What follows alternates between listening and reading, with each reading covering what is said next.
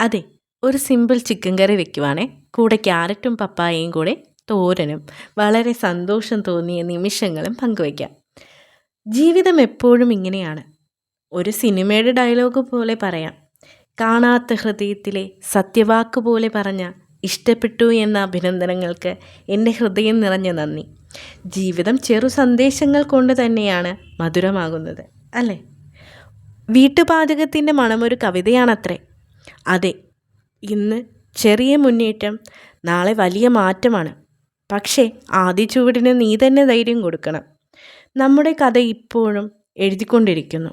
നിന്നെക്കുറിച്ച് തെറ്റായി വിധിക്കുന്നവരെ ശരി ചെയ്യേണ്ടതില്ല. ഒരു ദിവസം നിന്റെ വിജയം അതിന് മറുപടി നൽകുക തന്നെ ചെയ്യും. നീ സ്ലോ ആയി പോയാലും പ്രശ്നമില്ലെന്നേ. നിർത്താതെ പോകുന്നുവെങ്കിൽ ലോകത്തിന് ഒരിക്കൽ നിന്നെ ശ്രദ്ധിക്കാതെ പോകാൻ കഴിയില്ല. ശരിയല്ലേ?